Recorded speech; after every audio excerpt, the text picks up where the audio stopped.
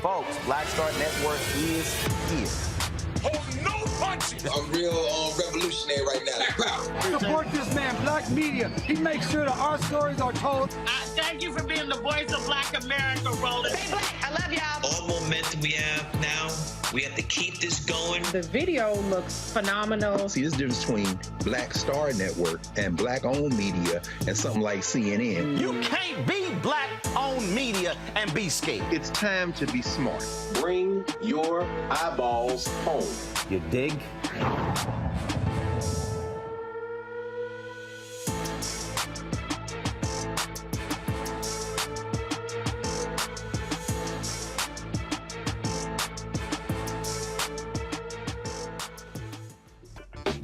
It is December 22nd, 2022. I'm attorney Robert Patillo, sitting in for Roland Martin, who is on vacation until January 3rd, 2023. Here's what's coming up on Roland Martin Unfiltered, streaming live on the Black Star Network. Ukrainian President Volodymyr Zelensky delivered a historic address to a joint session of Congress yesterday, detailing his plans to fight back against Russian aggression. We talked to counterterrorism expert just back from the fight in Ukraine, Malcolm Nance. Also, the January 6th committee still has us waiting. We are still awaiting the final report on what exactly the January 6th committee uncovered, not just on the actions of President Trump, but on the actions of members of his cabinet, members of Congress, and what we can do to stop this from happening again in the future. We're going to break that down with our panel in just a moment. Also, yesterday we brought you the case out of Louisiana of a grain company that sought to build a grain distribution facility in a historically Black community. We're bringing you the other side of that story today, speaking with Greenfield Construction LLC to hear their side of the story on why exactly this grain facility needs to go in this community. Also, Black conservatives have been growing in recent years. We saw in 2020, President Trump getting nearly 20% of black male votes. We want to talk about what the plans are for the future of the Black conservative movement with the president and founder of the Black Conservative Federation, Mr. Deontay Johnson. Also, in the Our Market segment, Black Heffa Farms founder Adrena Farmer C. Stanley is here to explain the importance of black farming in the black community. Of course, I've been working with black farmers the last few years with the Rainbow Push Coalition, our Black Farmers Coalition. So it's crucial that we get this information out there as more people return to agriculture so that we can feed our own communities. And finally, we're going to break down some stories in the news that we were not able to get to yesterday because we want to make sure that we are keeping you informed and also entertained. But it's time to bring the funk on Roland Martin Unfiltered, streaming live on the Black Star Network. He's got it. Whatever the miss, he's on it. Whatever it is, he's got the scoop, the fact, the find. And when it breaks, he's right on time and it's rolling. Best believe he's knowing. Putting it down from sports to news to politics. With entertainment just for kicks, he's rolling. It's on go, roll, y'all. It's Roland Martin, rolling with Roland now. He's funk, he's fresh, he's real, the best, you know he's Roland Martin now.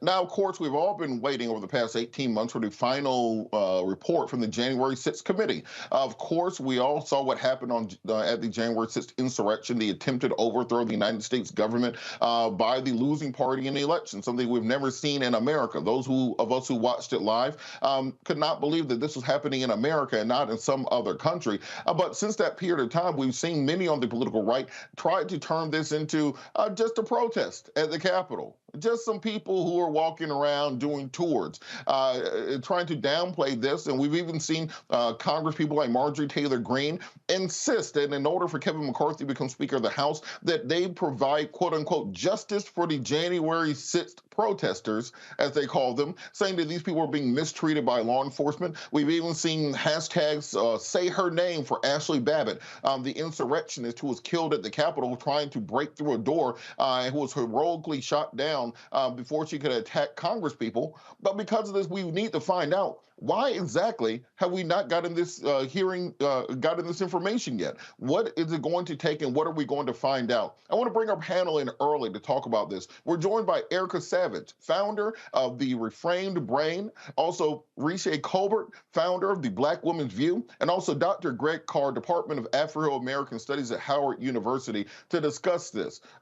So Dr. Carr, I want to start with you. Why do you think it's taking so long to get this report out from the January 6th committee? And what should we expect to come out when this information is released? Well, since we know the American public doesn't read, I don't expect that there'll be much of a needle, even with the 160-page preliminary report released. How many people have actually read it? There's the titillating stuff. I mean, something breaking today about Cassidy Hutchinson, the White House aide, who was attempted to be strong-armed by a lawyer for Trump, and so forth and so on. That'll be titillating. But I guess, the reason that it's taking so long is because, you've got to have some type of substantive momentum to get to the real issue, which is whether or not somebody's going to be prosecuted. So all eyes, as we've been saying now for the last couple of weeks, are going to turn to Jack Smith, the special counsel, who's been appointed to oversee investigations by the Department of Justice. We'll see who gets charged. We see that, finally, everything kind of focused around Trump. This preliminary report seems to indicate we didn't see Jenny Thomas brought up, for example. I don't know whether or not her, friend Liz Cheney may weighed in on that end, but it looks like it's focusing on Trump. So it could just be politics. Stop the guy from running in 24 if you can.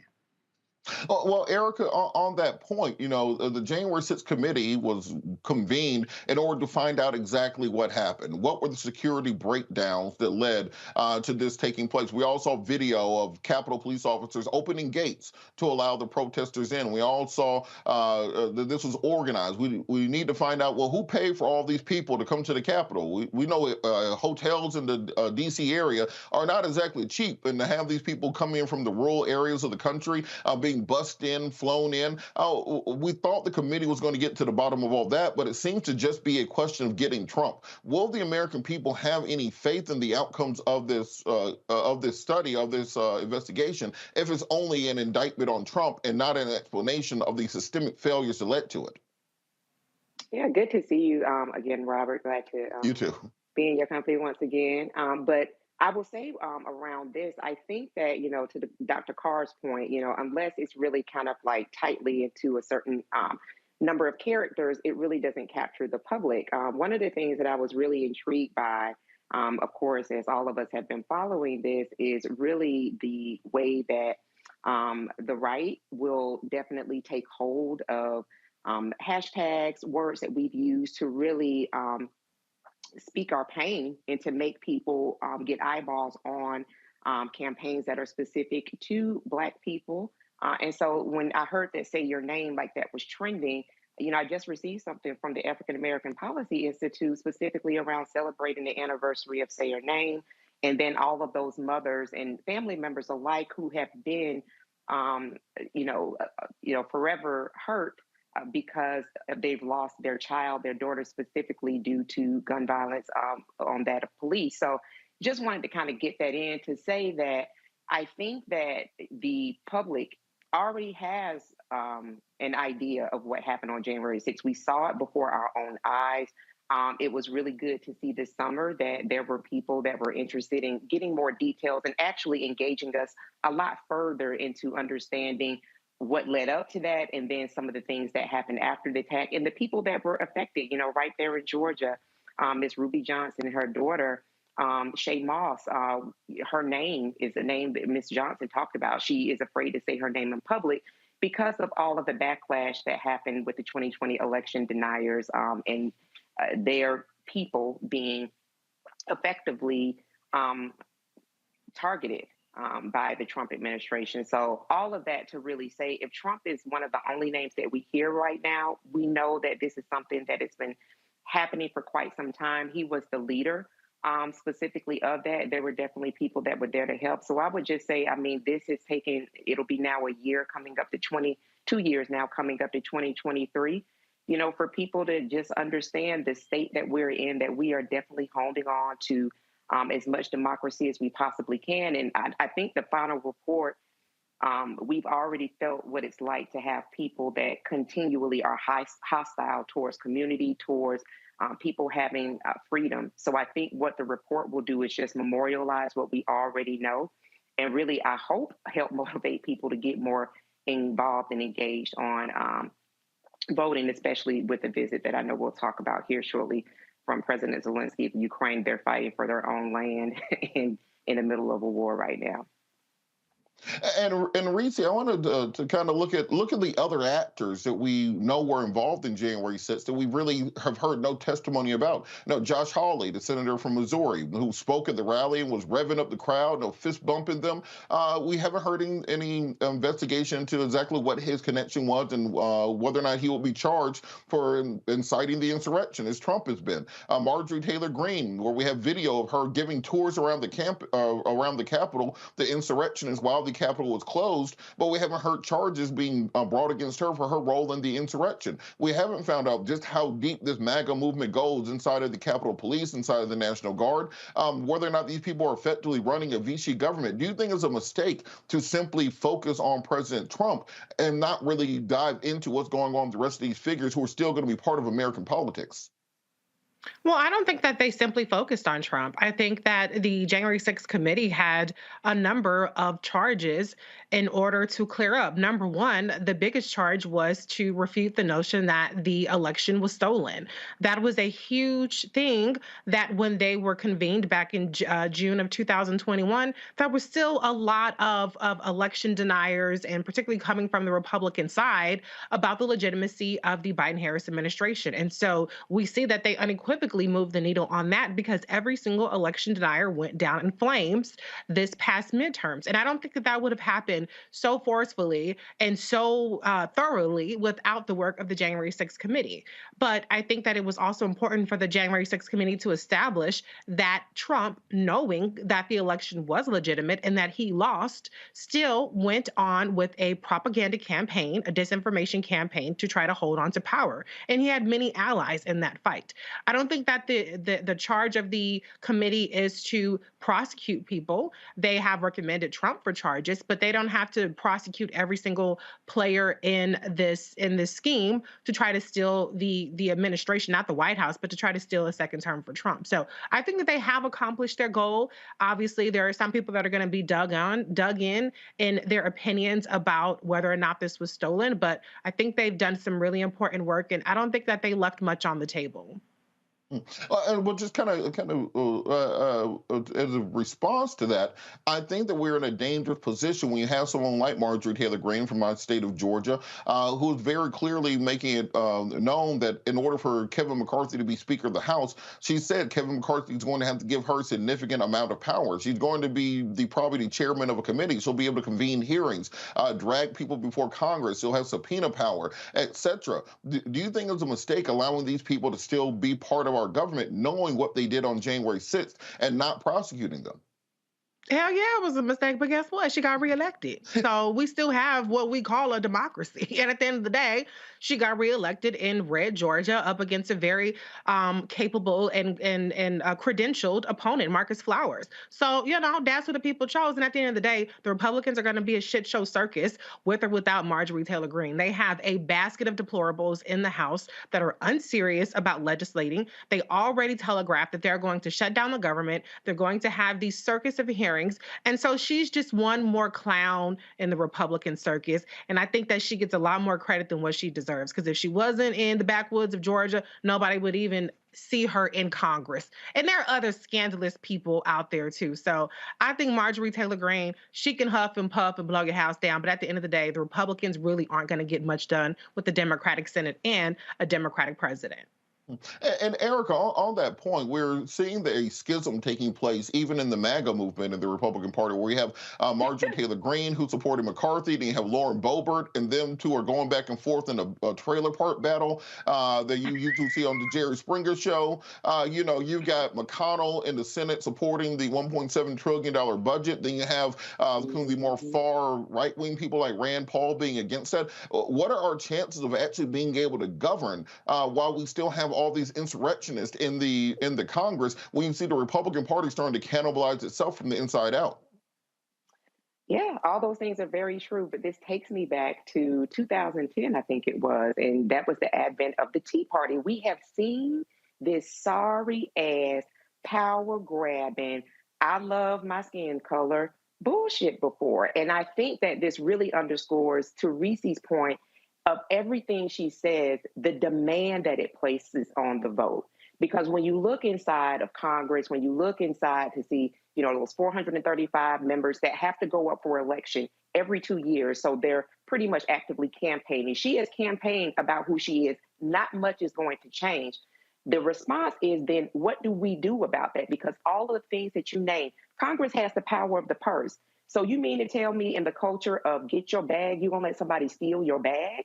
All of that to say, this is why we spend so much time on this platform really talking about the importance of being involved in your local, state, and your federal elections. But most importantly, get involved in what's happening in your neighborhood. When you have people, like Reese brought up, you had a great candidate, Marcus Flowers. Marcus Flowers had, he laid out who he was, who he wasn't, what effectively he wanted to do for the state.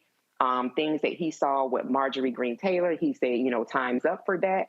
but people didn't show up in a way that actually echoed to say that we're actually on the side of democracy. So, you know, to the point that we're all raising, this again is why it is important to know what is happening in your community, so that when we get people like this that do decide that they want to go and run around Washington, D.C., that they claim to hate so much, but they love being here so much at the same time, that is our toolkit to say, well, no, they have people that are funding their wildness because it works for them. What are we doing in response to that besides getting on social media and complaining about it, having hot takes about it? We have to be actively involved and engaged in ensuring that people like this don't continue to run amok in a place that we effectively pay their salaries.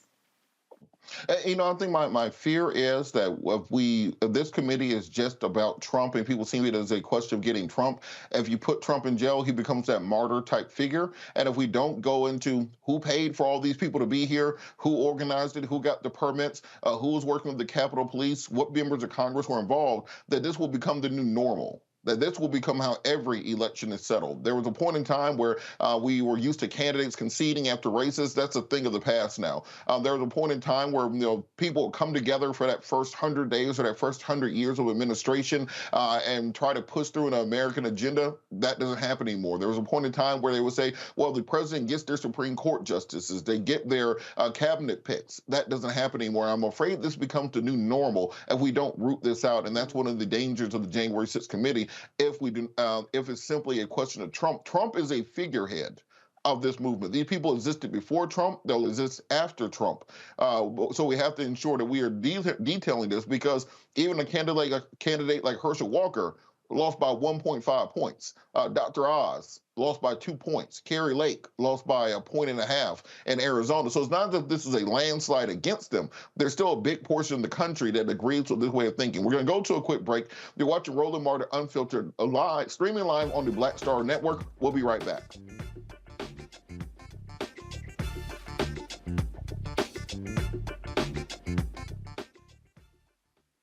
On the next, A Balanced Life with me, Dr.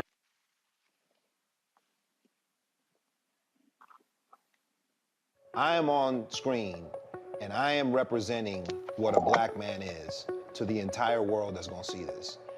And this might be the only black man, a representation of a black man that they see. Right. So I am responsible. Right. For how they see black men. And it's my responsibility to, if I am not playing an upstanding, honorable, someone with a strong principle and moral core, to make sure that this character is so specific, right, that it is him, not black men. And I wish that more actors would realize how important their position is as an actor of color, playing people of color on screen. Because there are people that see us all over the world in these different images that we portray. And not everyone knows black people to know, yes, that's not all.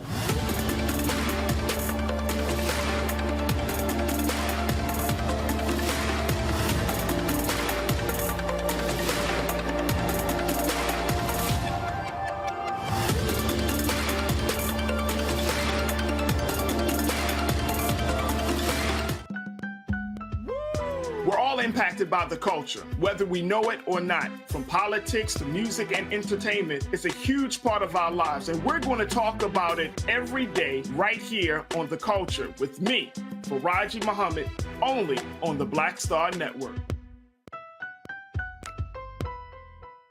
You want me to do something crazy, but I don't know what to do. I'd rather just sit here. Hi, this is Cheryl Lee Ralph, and you are watching Roland Martin, Unfiltered. I mean, could it be any other way? Really? It's Roland Martin.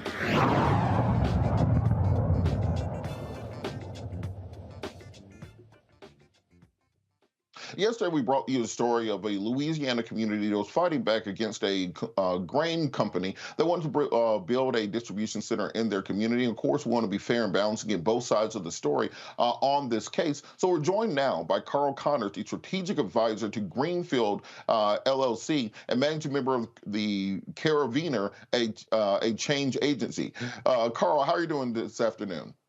Good evening. Thank you for having me. And thank you so much for joining us, because we talked to the community yesterday about this issue, about the construction of this grain distribution center. Can you talk a little bit about why it needs to be in this community and kind of the history of it? Yes, so thanks again for having me. And I'll start by saying that, Greenfield is a grain export facility. So it's been described as in another number of other ways, but it literally is a transportation facility for soy, corn, and wheat.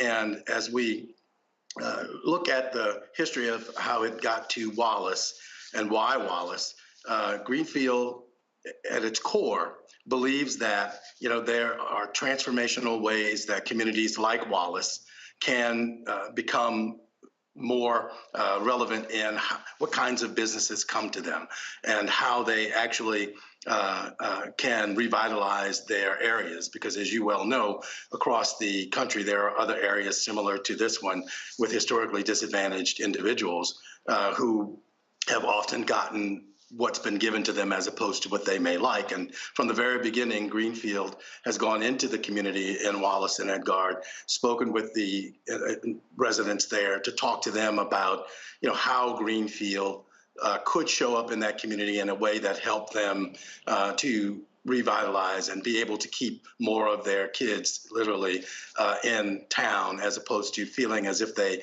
had to leave for prosperity. And the other aspects of Greenfield that have been really attractive to the members of the community, and I get it in conversations that I have all the time with residents there, and it was driven home particularly by one of the pastors there, Pastor Corey Baptiste, in a recent conversation, that he himself had gone off from Wallace post-high school graduation and was gone for about 20 years before he made his way back to the area. And it was primarily because of the opportunities that didn't exist there. Now they have an opportunity to participate in a greener, safer job that is a well-paying job that for them really matters, right? Because they don't want to sacrifice their health for prosperity. And they are very much interested in this transformational green economy that is coming. And as an agricultural facility at heart, Greenfield would be providing that. In our conversations, as I said from the beginning with the community, we asked those members of the community what mattered most to them, right? And, how could a company show up in a way that was beneficial to the efforts that they had going on? They talked about jobs, economic development, of course. And then they also spoke to education and healthcare access and culture and heritage preservation. And from the conversations that we've had, and there have been, well over 40 meetings and over 500 individuals talked with in that community by Greenfield representatives. And we've taken what they've said to us and tried to put together partnerships where we could and are working on other partnerships to enhance those things that they told to us. One of the main issues that have been plaguing that community has been the education system and lack of opportunities once kids graduate from the local high school. So for 2 years now, Greenfield has provided scholarship opportunities for kids at that high school to go on to the local regional community college to be trained for jobs in this new green economy. Those kids who are participating in those scholarship programs are guaranteed a job at Greenfield once it's permitted and opened, but they don't have to work for Greenfield. So we literally are just trying to make sure that they are job ready. And the hope is, of course, that we will build the facility and that they can come and work for us, but they're not obligated to. Along those lines, we're also looking at how we can train others who are beyond high school, who just may want a different career or to switch from an older facility in the area that isn't as technologically advanced as the Greenfield export facility will be. And so we've had meetings with the community. Wallace, as you may know, is a house, has about 95 or 98 households in it. We had a community meeting there and 78 people showed up for that meeting. And they were very much in support of Greenfield and it being built, and primarily, again, because there are hopes that these greener, safer jobs put them in a place where they can stabilize their loss of their kids leaving the community, but have them there in a place and working a career that doesn't harm them long term. All right. So yes. Well, I just want to ask the question because I understand the economic aspects of it. There's always this need for economic development, for bringing jobs to an area, but you always have to balance that against the potential environmental and health risk of it. What sort of environmental assessments have been done, and how can you promise to the community that they won't be sacrificing their health for jobs? That's a very good question, and I appreciate you asking it. And, of course, with projects like this, you do studies, and we've used the EPA's environmental EJ screening process to do a robust analysis of the environmental or potential environmental impacts that projects like this could have on that community. And primarily, the air pollution, noise, sound, those types of aspects of a project matter to the people who live in that community. And the robust work that we have done to study those aspects have shown that there will be minimal impact on the community in those areas, primarily because of the technology that will be used to build this facility. There has not been a grain export facility built since the 70s, right? And certainly, there have been other grain elevators built recently in the last 10 years, one or two actually. The technology that this facility will use is even going to surpass those. A lot of the aspects of concern would be around dust and emissions. Well, in this facility, the technology is such that the conveyor belts will be covered or enclosed along the way, and there'll be aspiration systems that will, if anything does escape, it will be returned back into that system at the point of escape, as opposed to down the line, right? And so this is not something that has been seen, certainly in Louisiana. And so we are very enthusiastic about how this will be able to provide for that community a safer, greener job, right, where they don't have to risk their health for the prosperity.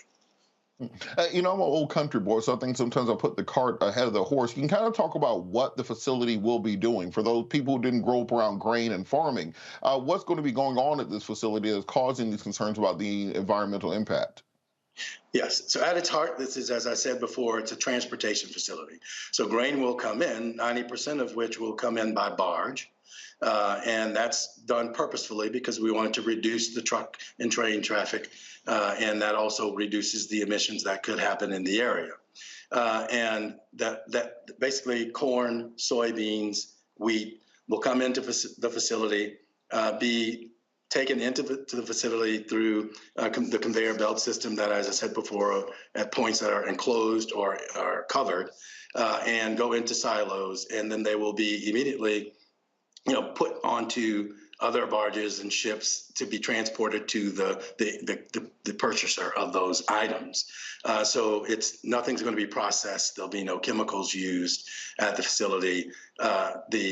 No groundwater use as well, which also, as you know, is important to the environmental aspects of this project. So that's effectively what this project is, right? It is not the grain elevator of 40 years ago that had exposed conveyor belts where dust and emissions were going into the air, adding to the issues that some have raised, right? But we've gone to great lengths to meet with the community and make sure that they understand exactly what this facility is and what it is not, right? And, for most of the people who have come to these meetings, they have been very happy to understand this isn't something that they know from the past or have seen in the past, right? And primarily is because of the technology. There's also going to be, some hazardous monitoring systems on this facility that have not been used previously in the area that also help to make it more safe. And reduce any risk of dangers. And so those are all things that the community has to be aware of, right? So that they can, and we've made sure that they have been made aware of that so they could understand what we're doing for and with them, not to them. And so we've seen issues with grain facilities like this in other locations. In Odessa, for example, Ukraine, that we're going to be talking about a little bit later. There's been a massive impact on coastal estuaries where their grain facilities exist because of runoff from the facilities. I think it was ammonia runoff became an issue there. We've seen in other locations grain silos literally explode from aerosol grains being ignited by loose sparks. But what can be done to ameliorate the community concerns that things like this might happen? I understand the technology is in place and we're using advanced systems, but there only needs to be one mistake, and communities can reasonably be afraid when you see some of these massive explosions that happen at grain facilities internationally. I agree. Communities can reasonably be afraid, and that is, again, why communication is really important and why we have tried to have as many meetings as possible with the community to make certain that they understand the technology that is being brought to them to help reduce those risks.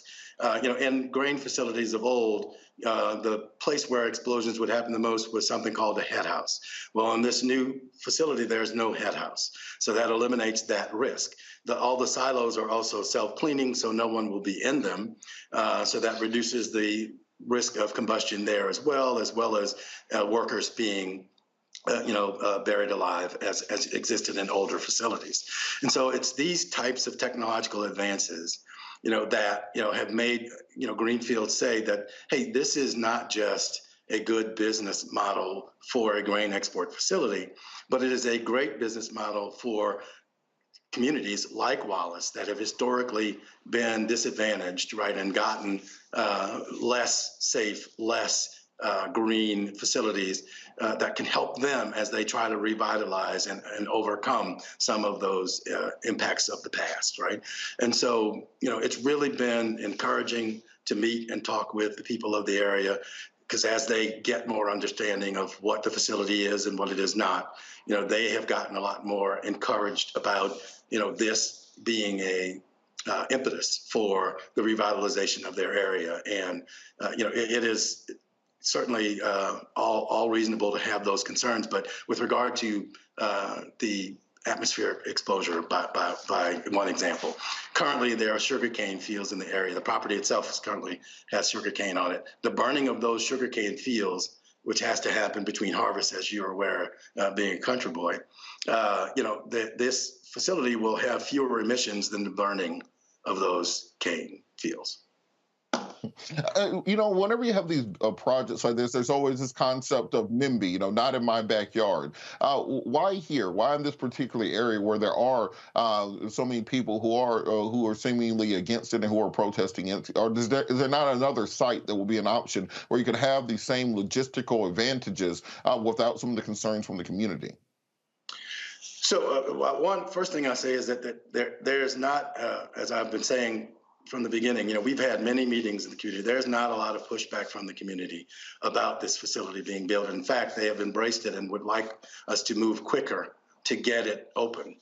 We have already started to offer sessions with the community to talk about how they can be trained, because we have a local first motto, and we really want to make that come to fruition by training the folks who live there to be ready to take these jobs, because they are so enthusiastic about what it can do to help change the way that their community operates currently and how it accepts the kinds of jobs that come to it.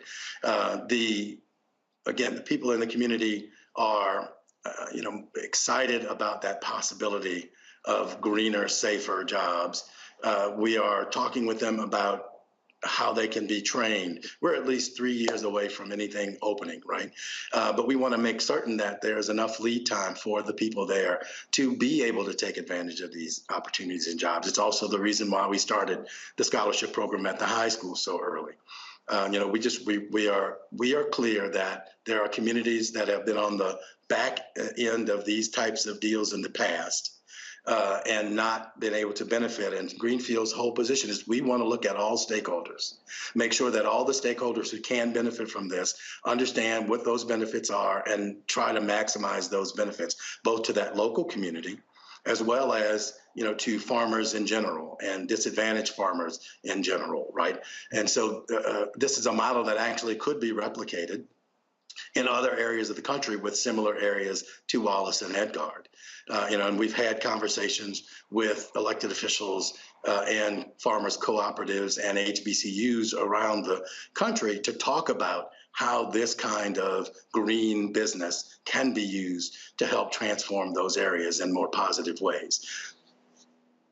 All right, well, it sounds like there's a lot of information, a lot of public input that needs to happen. Where can the public go to find more information at? If they want to look up, scorecard, the environmental ratings, how can people become more informed before making a final decision on where they stand on this issue? So there's a website, www.greenfieldla.com. There's on that site, there's lots of information. There's testimonials from local residents who are awaiting this project to come about. There's fact sheets there as well for people and links to other articles and the like that they can be better educated about what's coming. And again, it has been our experience and the more than 500 encounters we've had in the area that this is a well-received and well-awaited project. Not very much pushback has happened regarding it, based on what you're saying. Just want to make sure you understand that the majority of the people that we have encountered are in favor of this project wholeheartedly. All right, well, thank you for coming. And we always want to make sure we present both sides and let the audience decide. Thank you so much, Carl O'Connor, the Strategic Advisor for Greenfield. Thank you so much for coming. Thank you very much for having us. Have a good holiday season. You too. All right, moving forward. Yesterday, Ukrainian President Volodymyr Zelensky delivered what can only be described as a stirring address to a joint session of Congress. Many people are describing it as similar to Winston Churchill's address to Congress during World War II to ask the U.S. For support. One of the people that has been on the ground in Ukraine working on this, one of the people that's been on the ground discussing this has been Malcolm Nance. We're going to talk to him after the break. So we're going to take a quick break and come back and have this discussion on exactly what President Zelensky sought to achieve with this visit here to the United States of America and his meeting with President Biden. We'll be back after the break. You're watching Roland Martin Unfiltered streaming live on the Black Star Network. I love directing. It's a different kind of piece. I do believe that the 30 years I was acting was to prepare me for what I'm supposed to be doing and that what I really am good at. But when you were acting, were you even thinking about directing? Nope. Were you? So what the hell happened? If you had asked me 15 years ago, I probably would have said, no, I don't know.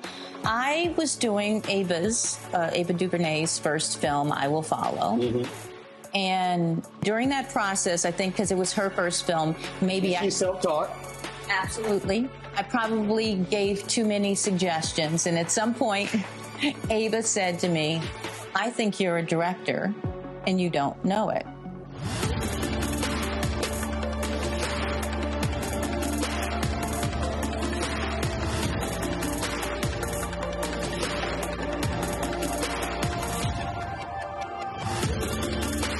When you talk about blackness and what happens in black culture, we're about covering these things that matter to us, speaking to our issues and concerns. This is a genuine people-powered movement. There's a lot of stuff that we're not getting. You get it, and you spread the word. We wish to plead our own cause.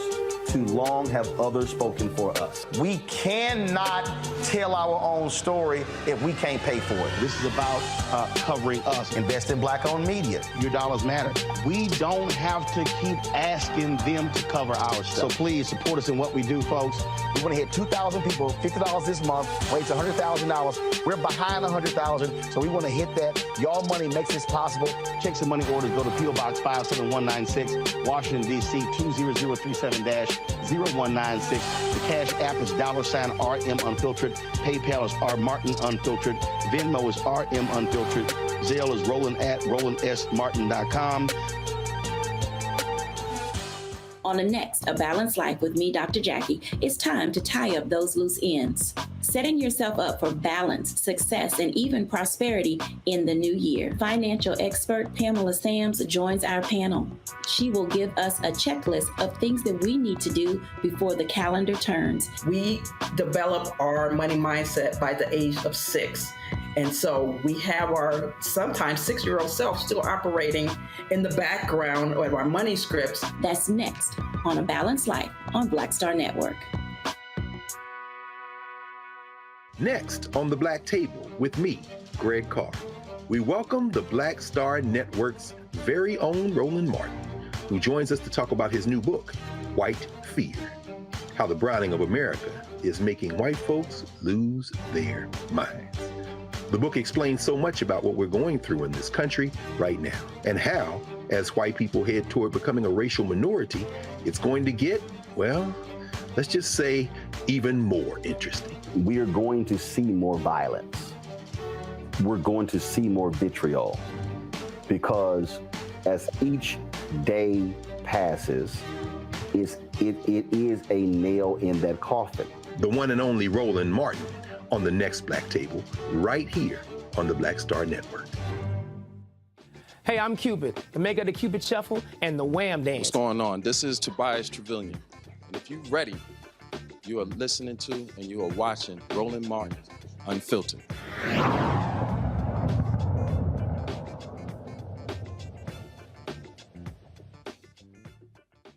What we've seen in the last few years is a weird change in American politics that people do not see, which is that we've seen more and more African Americans, particularly African American men, voting Republican. It's not huge numbers yet, but we're seeing the shift take place. You know, there was a point in time where prior to 2016, Democrats would usually get around 93 to 95% of the black male vote. In more recent elections, it's been closer to 85 to 88% of the black male vote. President Trump, indeed, got over 20% of the black male vote in 2020.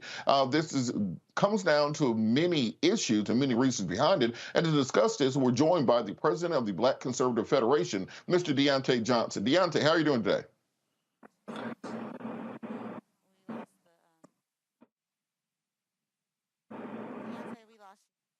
All right, I think we lost Deontay, but we're going to come back to him in just a second. We're going to bring in our panel to talk about this until we can get Deontay reconnected.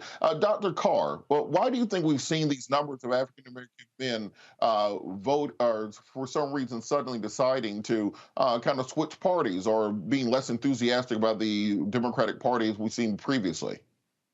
Well, I don't generally narrate it in terms of gender, but whoever is switching to what is called conservative, but is really in the moment we're seeing now, white supremacists and fascists, I'll just reduce it to one word: ignorance. We are at an inflection point in the earlier conversation about the January 6th committee.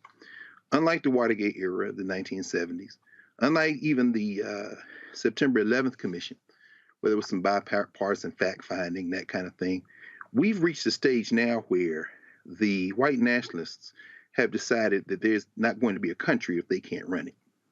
While we're looking at politics in Congress and elections, the case that was argued 2 weeks ago before the Supreme Court, Moore versus Harper, with the independent state legislature theory, the argument that state legislatures can basically replace their will for the will of voters, the will of their state Supreme Courts, the will of governors.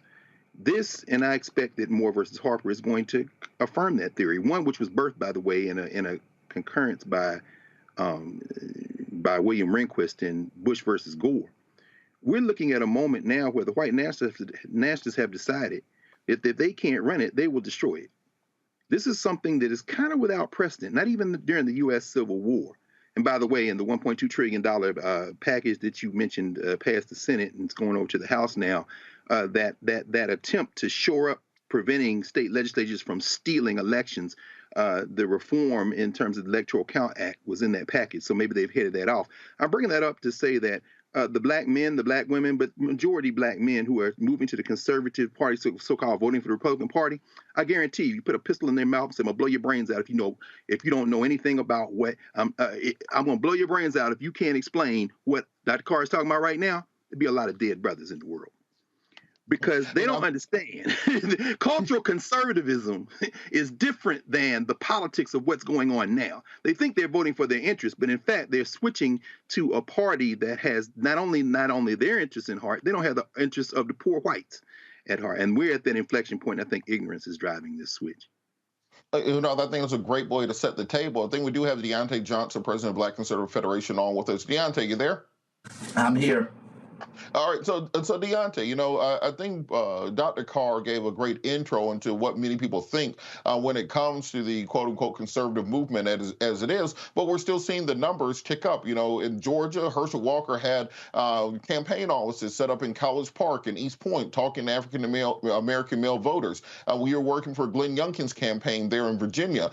There's a big emphasis on reaching out to African-American men. Why do you think we're seeing these numbers shift, where we're seeing more and more black men vote for Republicans versus black women who are still voting for Democrats at a 95+% rate?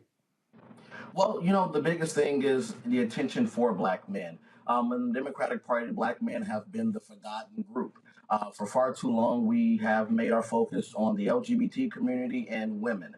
And so black men are still left behind. One of the biggest issues we talk about is the pro-life movement. We always talk about, how does the woman feel? Is my body, my choice, and when it comes to the women, but no one talks about, what about the man? The man was involved in that process of making that baby. Does he not get a decision? Well, let's talk about the men who did not get a choice on whether the woman aborted the child or not, and the psychological problems that they go through later on in life and for the rest of their life. And so that's the biggest thing. The second thing is we need to make the man the head of the household again. We have taken the man out of the household and made women the head of the household. We need to empower men again. And men are seeing that, and they're saying, you know what, the Democrat Party is not for me. It's time to make a change, and I'm coming over to the Republican Party.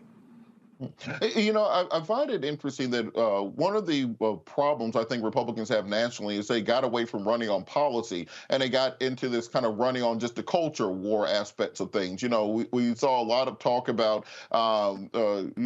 internet memes that were replacement for policies. But when you were working with Glenn Youngkin on his campaign, you concentrated a lot on things like school choice, economic development in communities. Talk a little bit about how you can get back to talking about policy debates as opposed to simply this kind of cult of personality that much of the GOP has fallen into.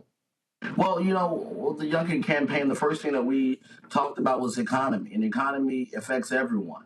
We talked about small business owners and the red tape that prohibits them from having a brick and mortar business, the red tape that prohibits them from even being able to have a fully functioning business recognized under state governments and under the IRS codes. And so we did a lot with that. We talked about business grants. We talked about making sure that taxes are low for business ownership. But then we also, we talked about school choice. We talked about making sure that parents are involved in the school, in their child's educational process. But then, Glenn Youngkin sat down with voters. We sat down and we did roundtables and we said, listen here, Glenn Youngkin said, I'm running for governor. I don't have all the answers, but I want to sit with you and I want to create a team to create the answers. And we gave voters a seat at the table, and we gave them a seat at the table to be able to create the policy points. And that's why Glenn Youngkin was so successful. Now, why do you think the broader GOP isn't taking that strategy going forward? It seems that you're still getting I call them the entertainers when it comes to the outreach to black voters. Instead of having people who can talk about policy, talk about school choice, talk about economic development, they'll trot out Diamond and Silk. They'll trot out Herschel Walker. They'll trot out, entertainers. How can it switch back to a point where you're actually getting people who can talk about actual policies to help communities as opposed to simply people who are great for internet memes and videos?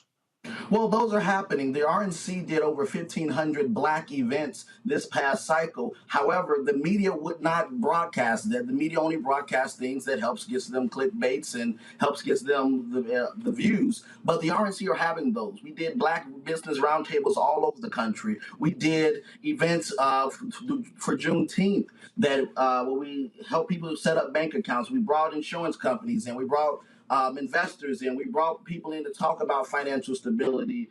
And unfortunately, those things aren't sexy enough for the media.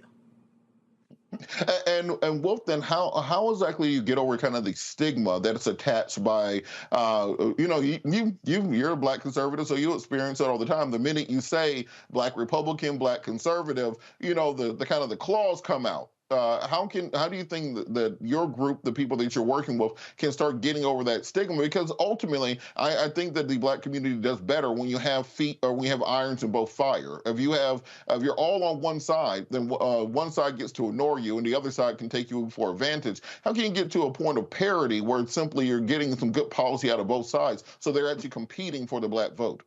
Well, first we have to realize what a black conservative actually is. I'm reminded of what Secretary of Commonwealth of Virginia, Kate Coach James, always says, is that a black conservative is someone who dares to believe the teachings of their grandparents. We have to really think about the issues that our grandparents cared so deeply about: the First and Second Amendment, common sense regulation, low taxes, and limited government, and the sanctity and dignity of life. When we talk about those issues, we are conservative. Black Americans are conservative, and we have to get back to those policies, because those policies is what saved our community and will continue to save our community and will bring our community out of poverty.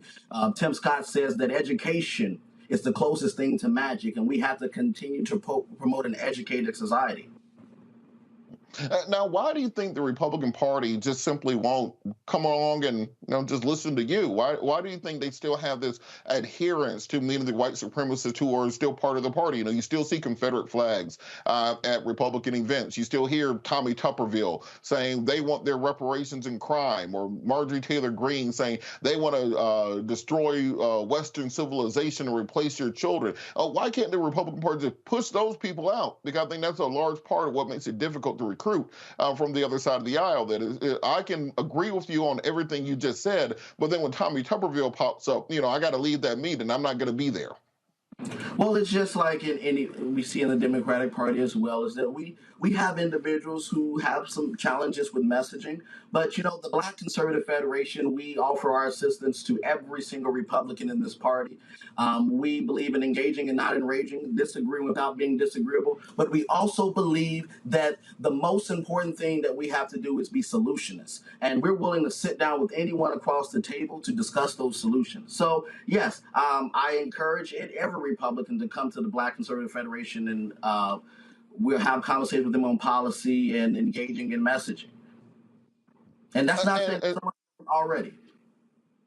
And so, Wolf, what are the tangible aspects of the Republican platform that you can say that Black conservatives have contributed? Like when we're talking about shaping policy, shaping the agenda, we hear a whole lot from the National Party about the border, about the Hunter Biden's laptop. Well, when are we going to start hearing conservatives beyond Black conservatives talking about issues for the African American community and things they want to do for them instead of casting them as the enemy?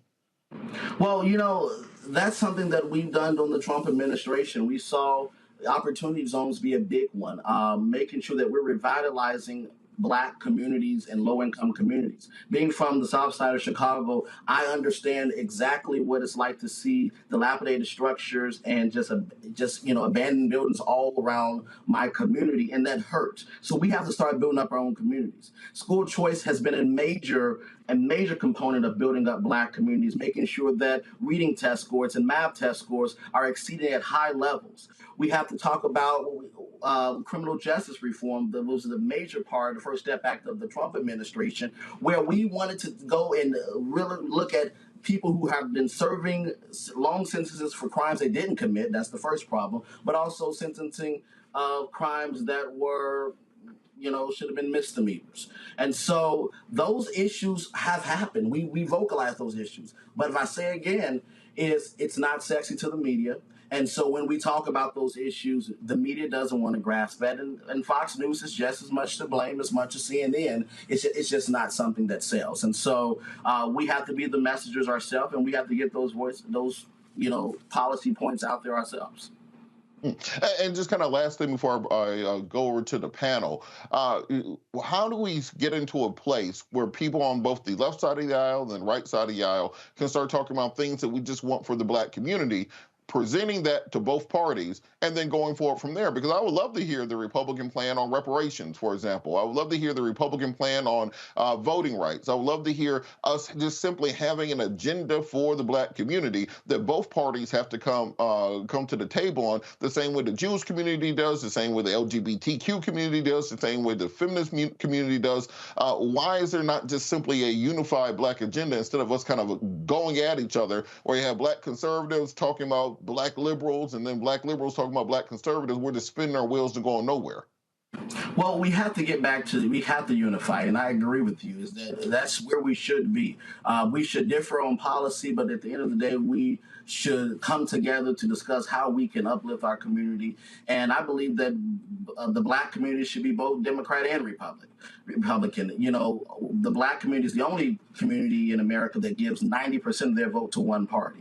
And we need to make sure that we split that. And, you know, I have friends across the aisle. Robert, as you know, I consider you one of my friends across the aisle, that we discuss issues and we can have a civil discussion. We have to get America back there. However, you know, Congressman Byron Donalds started that by trying to become a member of the Congressional Black Caucus, and they told him no.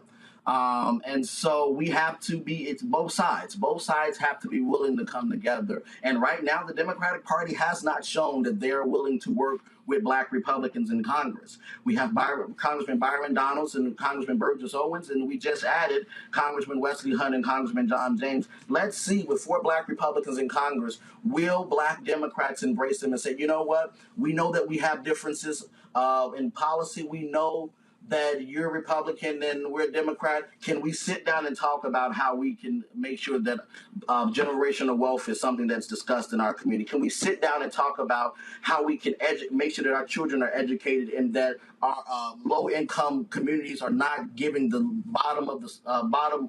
bottom leftovers in the education system? Can we sit down and talk about the health disparity in America? Can we sit down and talk about these issues? And if we can do that, I guarantee you, I know Congressman Byron Donalds and Burgess Owens real well as Wesley Hunt and John James, and they'll be willing to discuss those. We just have to make sure that we have some participation on the left.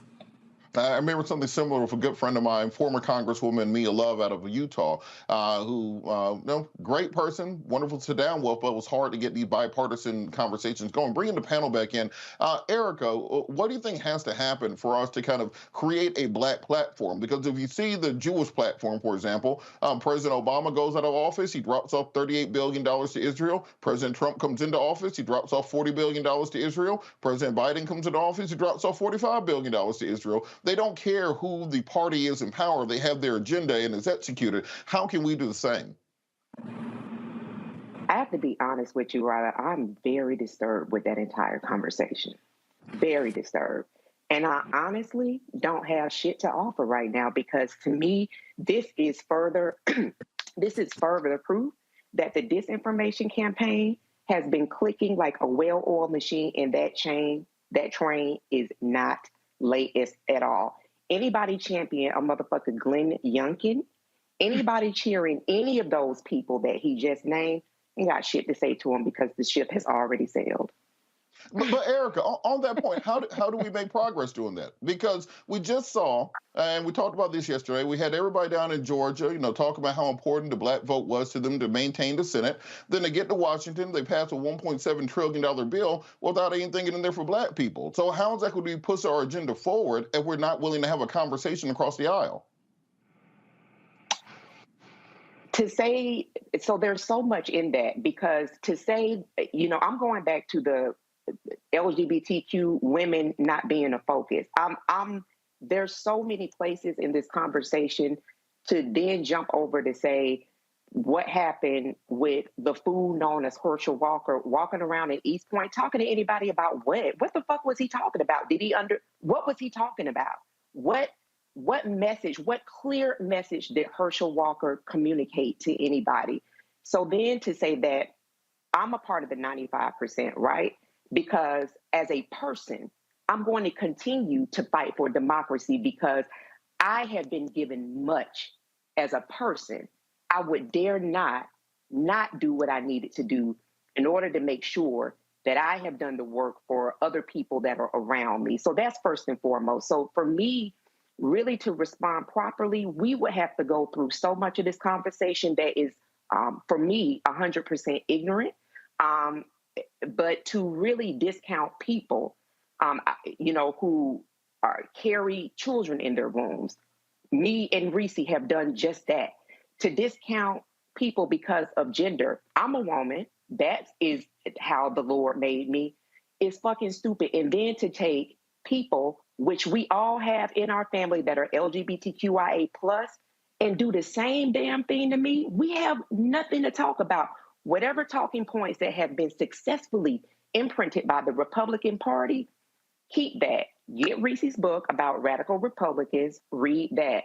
But honestly, I absolutely have nothing further to say because so much of what he said in his conversation with you was disrespectful as fuck.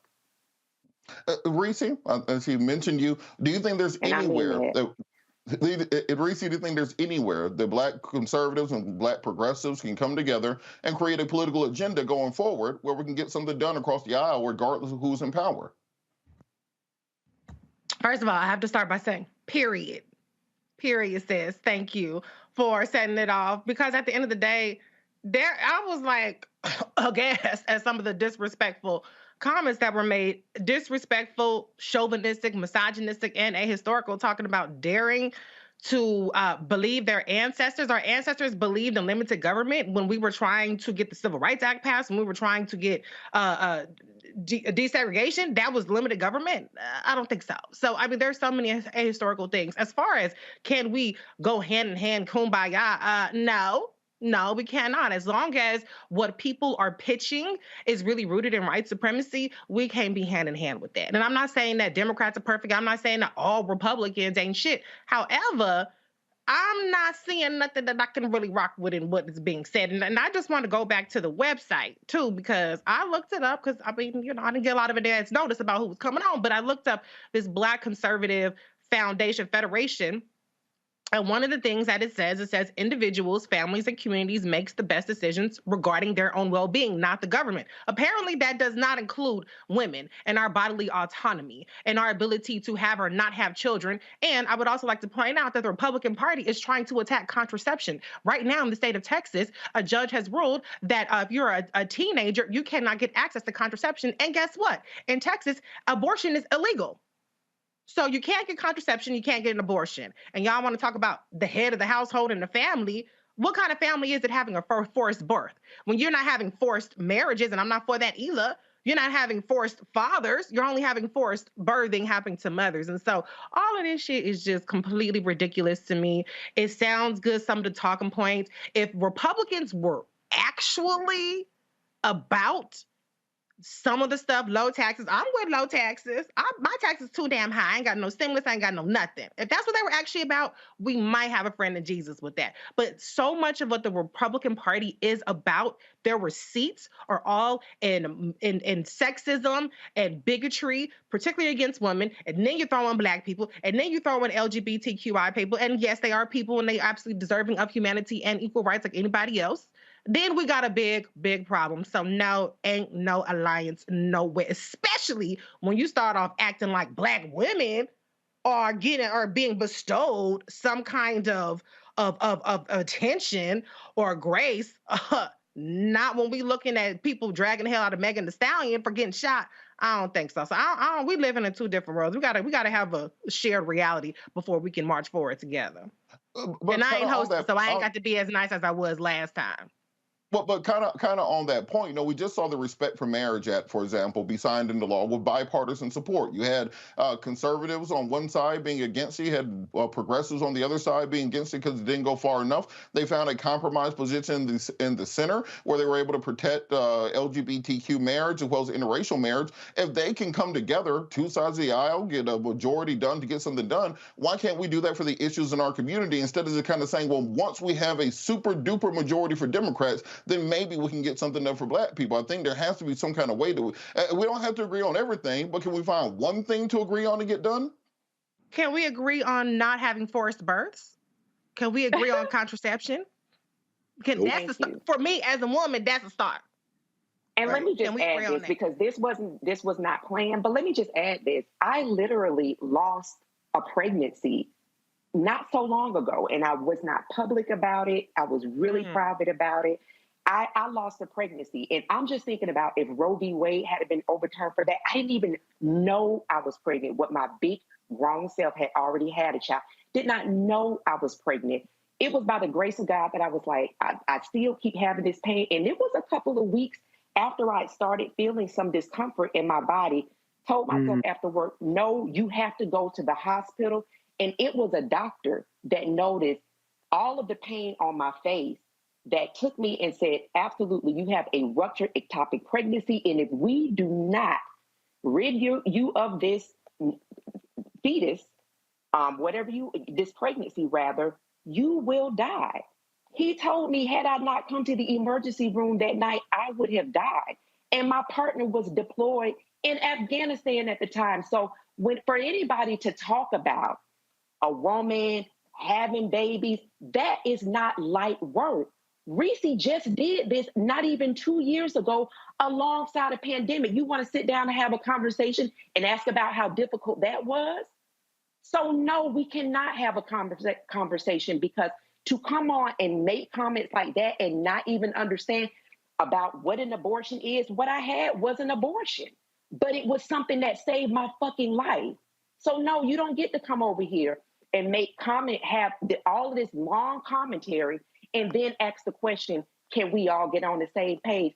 What the hell are you talking about? You have asserted yourself as a person who should be able, because you are a man, period. You have asserted yourself as a person who should make decisions and be the decision bearer to possibly my own life or death. No, we cannot sit down and have a conversation. You were disrespectful as fuck the entire time, and you did not know who the fuck you were talking to. And Dr. Carr, I wanted to bring you in before we wrap this segment. Do you think there's anything, voting rights, criminal justice reform, economic development, is there anywhere that we can find a common ground to get things done? Or are we just simply going to say that we just have to have complete power on one side and before we can actually push that agenda forward? Because we have a lot of stuff sitting for Congress that we're going to need. Some of these things we need like 5 senators to come across to get passed, but we can't do that because we don't have any bipartisan agreement. Right. Well, let me ask you, Robert, you're a practicing attorney. How long do you think it's going to be before they go to court to challenge the defense of marriage, the act that just passed in terms of LGBTQ marriage? They going to court for that? Oh, absolutely. I'll be there next term. No question. My point is this. These crackers have loaded the deck. They're not just going for legislation. They have eviscerated the court. Now, I feel for my brother Deontay, because clearly the education system in Chicago failed him. We need stronger public education, not vouchers. But I'm a man. I can't have a child, but I can make one. And but not without a woman. Why do I say that? I think the white nationalists are clear about this. They want a theocracy. The black-faced white nationalists, which is what I'm calling black conservatives, who will go down the line in support of these white nationalists, who basically have a rhetorical ethic, because if you're pro-life, there's no way you back Herschel Walker, a serial forcing women to have abortion man, unless, of course, you don't believe what you're saying. And I hope, is Deontay still here? I can ask him, did he support Herschel Walker? I think he had to hop off. Oh, that's too bad, because the white Christian nationalist Marjorie Taylor Greene did, and last I checked, Herschel Walker was paying for people terminating pregnancies like he was playing lottery tickets. In fact, I guess he was playing lottery tickets on the off chance that he might actually not be able to force a woman to bring a pregnancy to term. He kept paying the price. But my point is this. As a man, as a human being, and as an American by force, because I never asked to be here, F this structure, F this country, F all of its crimes. Let me be very clear. F the Democratic Party and the Republican Party. I vote consistently Democratic because I'm in a mode right now of self-defense. Now, I have friends who would call themselves on the far left, the revolutionaries, who would say both parties are the same. I think that's absurd, but let me tell you why. In a theocracy, you get to tell women that they have to bring pregnancies to term. In fact, you get to do whatever the hell you want with women if you're in a patriarchal theocracy. Black people know something about that because in 1528, the Spanish tried to enslave us in what is now South Carolina. And about 90 years later, a couple of boats showed up with just short of 20 people of African descent, August 1619. And that state that brother was talking from. And if you were a black woman, they pumped you full of seed, unfortunately, too many times by forcing a black man to do it, but many more times by the desire of white men like the ancestors of people like Glenn Youngkin. And when you came up pregnant, they said, not only are you not going to sneak around here and terminate a pregnancy, we want that baby and 1 million more, because every time you give birth, it's an ATM. Can we understand where the hell we are? Because see, if you're in Virginia, Glenn Youngkin wants to take all that history out of the book. And if you're a black conservative like Deontay Johnson, I'm wondering what your position is on critical race theory in Virginia, brother, since your master wants to take all that information out of the books because it makes white people feel bad. Would it make you feel bad too, brother? Because if that's the case, then race is just a demographic. Race is just a color, and blackness is just a color. It's not a position, it's not politics, it's not culture. Let me end with this.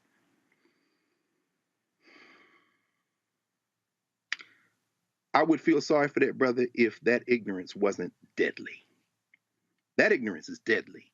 We're not talking about, Robert, a black agenda. You tried to give that brother an out.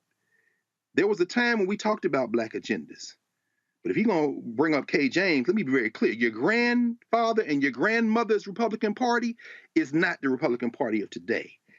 Your grandfather's Republican Party that you trying to weigh on, what you calling the Republican Party of your grandparents, that will be the Democratic Party of the Dixiecrats. They have migrated to the Republican Party now. And so if you're going to support the Republican Party, then you're supporting open white supremacy, and they're saying it with their full throats. I'm not saying support the Democratic Party uncritically. Of course, we got to bang on them because too many of them, Joe Biden being one, think that you can have bipartisanship. This isn't about left or right. This is about white nationalism. And you can't make compromise with white nationalism. And if an American Negro shows up caping for white nationalism, you better move, brother, because we're going to have to move over you. Because what we're trying to protect is not just black people. We're trying to protect humanity from people that are determined to wreck it. And if you're going to cape for them, then we're trying to protect you from yourself. But don't be telling black women, don't be telling women what to do. You better put that Bible down, because there's a whole lot of other stuff in that Bible when it comes to stoning, when it comes to cutting people's hands off, when it comes in. I know the New Testament came to fulfill the prophecy of the Old Testament, but these white boys is Old Testament Christians.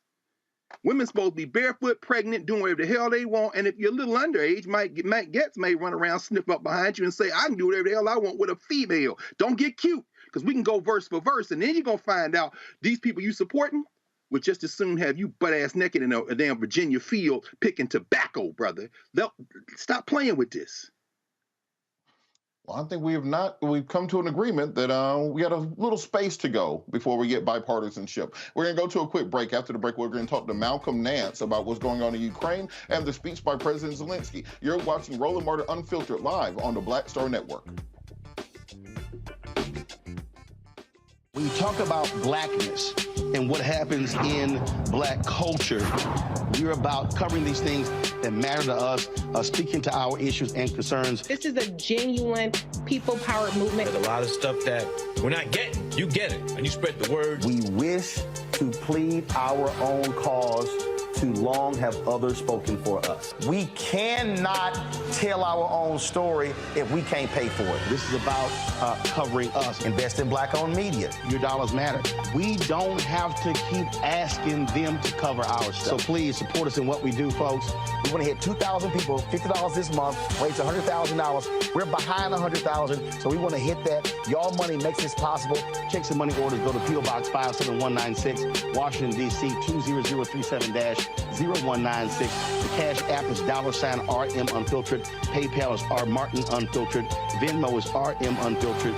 Zelle is Roland at RolandSMartin.com. On the next A Balanced Life with me, Dr. Jackie, it's time to tie up those loose ends, setting yourself up for balance, success, and even prosperity in the new year. Financial expert Pamela Sams joins our panel. She will give us a checklist of things that we need to do before the calendar turns. We develop our money mindset by the age of 6. And so we have our sometimes 6-year-old self still operating in the background of our money scripts. That's next on A Balanced Life on Black Star Network.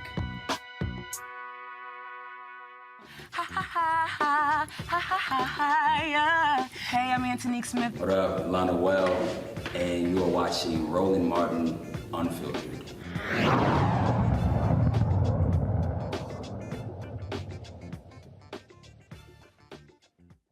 Yesterday, Ukrainian President Volodymyr Zelensky gave an address to the Joint Session of Congress, as well as meeting with President Biden. We wanted to bring in Malcolm Nance, counterintelligence expert, who's also been on the ground there in Ukraine. Malcolm, how are you doing today? Hey, I'm glad to be here. Sorry I got a little late, but we're about to have a blizzard, I think. No problem. That bomb cyclone is messing with everybody. Can you talk a little bit about what President Zelensky articulated to Congress and what this means going forward for the war in Ukraine? You know, what President Zelensky did, and it's actually pretty amazing because he has not left Ukraine at all since the beginning of the invasion. He's spoken to other bodies by a teleprompter, and he's had numerous world leaders come to Kiev by train themselves to discuss their relationships with Kiev. However, this time he took an American offer. He came to the United States and he spoke before Congress really about the essence of what the fight in Ukraine is about. And if there's any one thing that we should know and learn about what is happening in Ukraine, is that this is an existential war, not just for the Ukrainian people. Russia fully intends to wipe out Ukrainian culture. They said that they would eliminate Ukrainian dialect, Slavic language, which is very similar to Russia. But for the most part, it's really a war about the end of democracy in Ukraine. Russia cannot have that on its borders. It's a dictatorship. It doesn't want that infection going there. And also control of 25% of the world's wheat. So Vladimir Zelensky came and made an impassioned, historically articulated speech about how this was America's war, how you could not decouple America and the money that it is donating to Ukraine away from the saving American democracy against what we see now as the ultra-conservative, ultra-MAGA right. The most of their supporters are supporters of Vladimir Putin and his dictatorship. And Vladimir Zelensky made a very, very good, impassioned plea for America to understand that every dollar that is spent in Ukraine, using his famous phrase, is not charity. It's an investment in a future war you don't have to fight with American service members. And it was a good speech. You know, on that point, many people compared the speech to Winston Churchill's address to a joint session of Congress. At the beginning of this special military operation, as the Kremlin calls it, people expected this to be a 3 to 5 day operation. You would do a decapitation strike on Kyiv or replace it with a puppet government, and Ukraine would turn into a subsidiary state, much like Belarus, or much like many of the other former Soviet republics that were part of the Warsaw Pact. But because of U.S. aid to Ukraine, this has turned into a year-long struggle where the Ukrainians seem to be winning. You know, we recently have the Russians flee from Kherson across the Dnieper River. We've seen the counteroffensive in Kharkiv, which has been amazingly successful, regaining territory. Why do you think so many Republicans have suddenly become the pro-Putin party? And even we saw Lauren Boebert and Matt Gaetz refusing to applaud Volodymyr Zelensky. And now they're calling it everything from money laundering to part of the Hunter Biden laptop scheme. Why are Republicans against defending Ukraine? Well, for a simple fact that 3 years ago, Donald Trump was impeached for attempting to blackmail and extort Volodymyr Zelensky when he refused to actually make up an investigation of Hunter Biden at the personal request of Donald Trump via Rudy Giuliani. He refused to do it. And now what we're seeing is the Republican Party went into rebellion against Ukraine. This is not new. Trump understood also, acting as a vassal of Vladimir Putin, that those weapons, the money that they were going to release to Ukraine was to pay for the 1,000 Javelin missiles, the same missiles that broke the Russian invasion at the very beginning of the war. Ukraine would have been rolled over without those missiles. I know. For those of you who don't know, I've actually been a combatant in this war since last March when I joined the International Legion for the Territorial Defense of Ukraine. I've been a Ukrainian Army soldier this whole time. And I'm going to make something very clear so that no one has any misapprehension about what I'm going to say. Ukraine is definitively winning this war. Yes, we are taking casualties. My unit just lost 3 people the other day. But Ukraine is definitively winning this war. And for Ukraine to win this war, it means that you are humiliating Donald Trump's personal mentor and essentially the person who put him into power in the United States. And since Trump didn't get his way by extorting Zelensky, he didn't get his way by helping and supporting Putin by dismantling NATO, which is much stronger. That means anything Donald Trump hates, the Republican Party hates. And they have now become the party of dictatorship and have aligned themselves essentially against a country which has had 9 democratic elections, whereas Vladimir Putin's Russia has had 2. And they elected a KGB officer who will now have none. We're seeing continued shelling in Bakhmut, where also the nuclear plant of Zaporizhia has continued to be under attack. It's very much the weapons sent by the American people that are maintaining the ability of the Ukrainians to fight. If it was not for, as you said, the Javelin missiles, which have destroyed many of the T-72, T-60, T-90 tanks that the Russians really used as the head of the spear, the Stinger missiles that have taken out many of the Hind helicopters. Now we have Patriot missile batteries, which are being deployed to Ukraine. President Biden promised another, I think, $1.8 billion. But you have many people, even in the African-American community, questioning the amount of monetary aid going to Ukraine. Why is so much money needed for the defense of Ukraine? And how can it be justified given the needs of the American people here? And when we tend to argue about dollars and cents down to the nickel in American budgeting, but many people seem to think that Ukraine simply has an unlimited debit card where they can take as much money as they need for their defense. Why is that justified? Well, let me put it this way. Right across the border from Western Ukraine in a small town called Zhuzhov, Poland, right, where there is a U.S. Army 82nd Airborne Combat Element operating. About 20 to 25% of those troops are African American or Latino American, people of color. If Ukraine had fallen, those soldiers would have been in combat with Russia. So we have to make some strategic decisions here. Ukraine asked for only one thing from us. As a democracy which was defending itself against the totalitarian dictator who launched the largest war in Europe since Adolf Hitler invaded the Sudetenland in 1939, they asked us for weapons.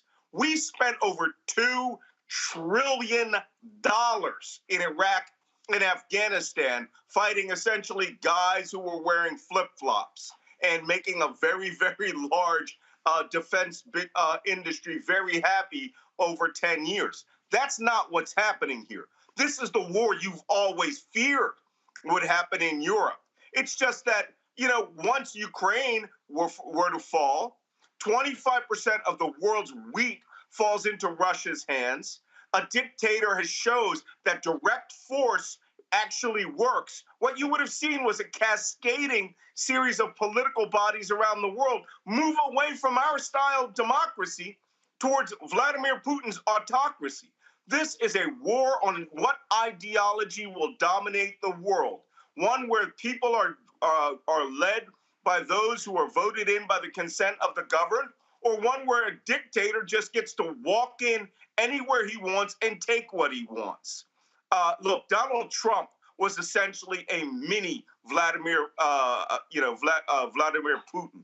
And for Trump and his ilk, again, who were there, they were going to dismantle NATO and a defense body, which the United States created in 1947 for Vladimir Putin.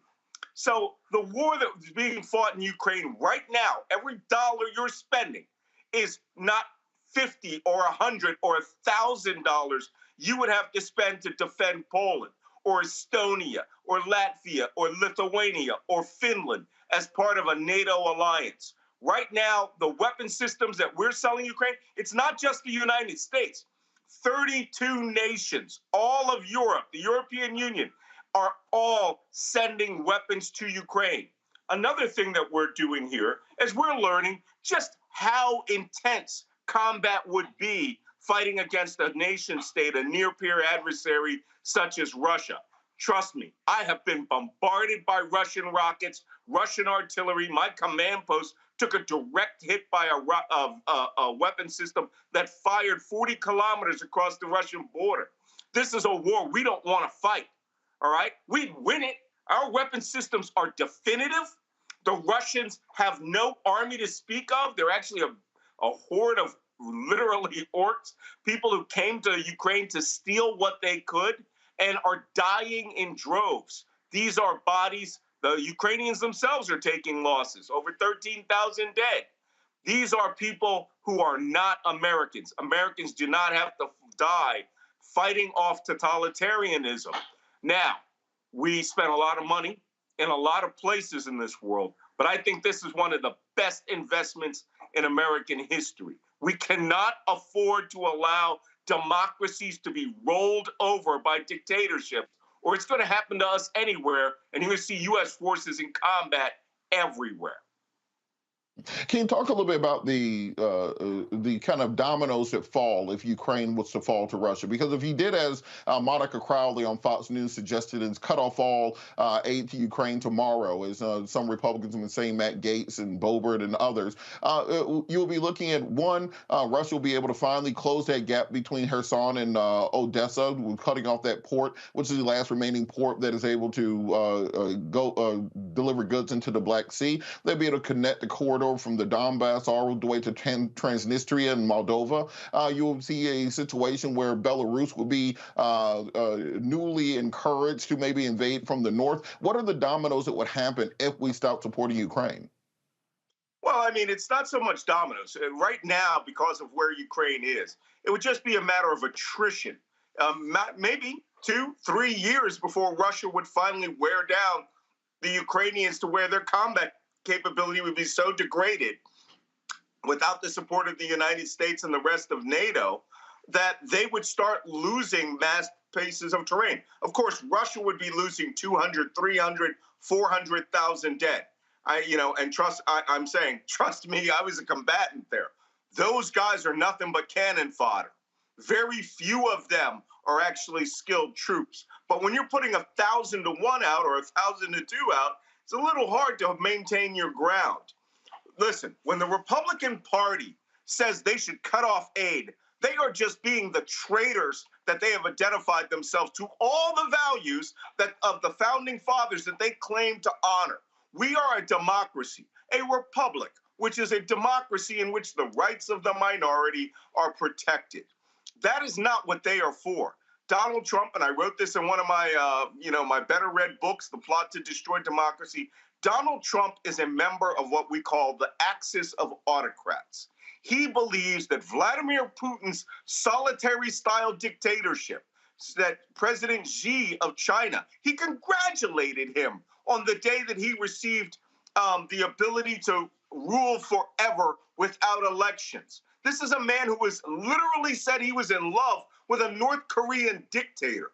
For African Americans, if you think you would have it bad now, or you had it bad over the last 6 years, because let me tell you, we're in the best economy since Bill Clinton and Barack Obama's economy. If you think it was bad under Trump, imagine everything bad that happened to you being law. This is the party that you're up against now. They want to overturn all of America's alliances since World War II.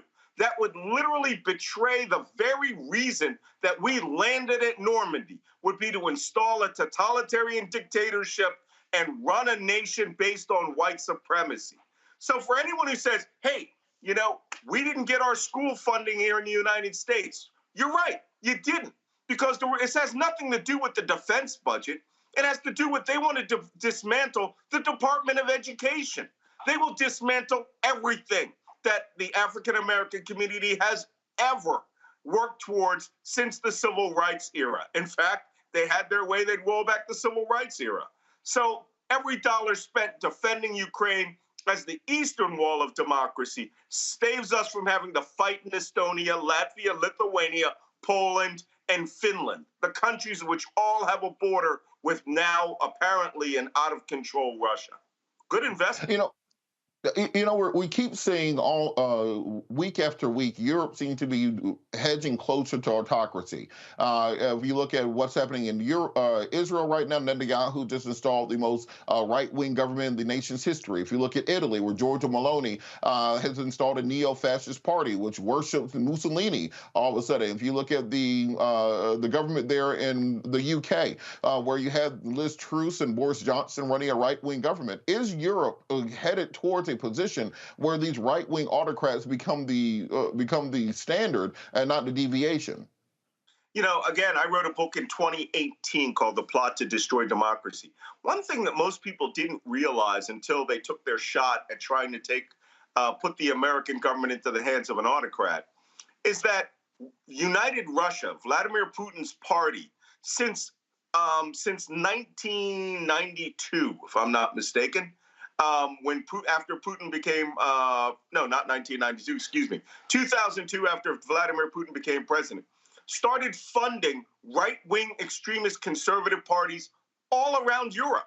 The nations you spelled out, those are the least of them. The government in Italy, yes, it is a fascist-based prime minister, but the actual government is very liberal, progressive, and will not allow that prime minister to do anything other than sit around as a female Mussolini. The government in Israel, well, we all know that there's not much we can say about that. But, Israel really started becoming extremely radical after the Jewish diaspora from Russia started moving there and created some of the most extremist political bodies there. And you see how they treat people. I lived in Israel. I worked in Israel. It is not the same Israel that it was 30 years ago. Completely different country, very heavy Russian influence, to the point where they won't help Ukraine. In Great Britain, their Brexit referendum was heavily influenced by Russia and Cambridge Analytica at the same times that these same activities were going on, trying to pump up Donald Trump in the United States and, essentially hack the mindset of the American public through social media engineering. But those are some of the least governments in there. The government of Austria in 2017, which was a party that was founded by two Nazi SS officers in 1952, won the presidency with the help of United Russia, who immediately opened ties with them. The government of Hungary, Viktor Orban, is more aligned with Vladimir Putin almost than he is with NATO. There are many, many other governments, but this is part of Vladimir Putin's long-term strategic plan to flip Western democracies into autocracies. And fortunately, this has been seen, and the United States, for the most part, is holding on by fingernails to the democracy that it was founded to be, and we are pushing back against that autocracy. But the Republican Party, wholly owned subsidiary of an ex-KGB officer. So how does this war end? I don't think anybody thinks that the Ukrainian army can do a river crossing and push the Russians out of Crimea down to Sevastopol. I don't think that the U.S. is going to supply them with the types of offensive weapons. Zelensky has asked for Abrams tanks and for Leopards from Germany, from Challenger tanks from Great Britain. Is there a diplomatic solution? Is there an agreement that can be considered? Because the Russians are saying they're not going to give back the Donbass, they're not going to give back Luhansk, and they're not going to give back Crimea. And Zelensky has said that he wants all those territories back and to redraw the lines to 2014. How exactly does this end, or is it just a continuous decade of war like we saw in Chechnya in the 90s? Let me explain something very clearly, all right? I am a Ukrainian Army soldier. I was part of the 3rd Battalion International Legion Special Forces. I took part in the offensive operation in Kharkiv province that took back the entirety of the northeast of Ukraine. I was in the first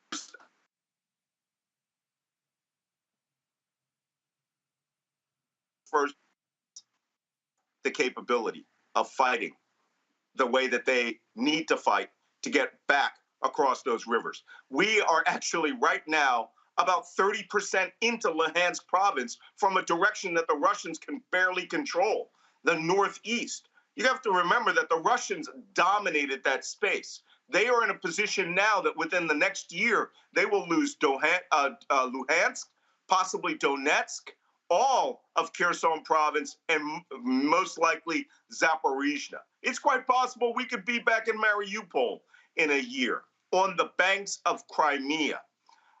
There is one thing that Volodymyr Zelensky can propose to Russia as part of a peace deal that will be acceptable to the Ukrainian people. I've spoken about it many times with members of the Ministry of Defense, and it's quite simple. We make this proposal: the unconditional surrender of Russian forces in Ukraine, and we will turn their soldiers over to the handling of the International Committee of the Red Cross.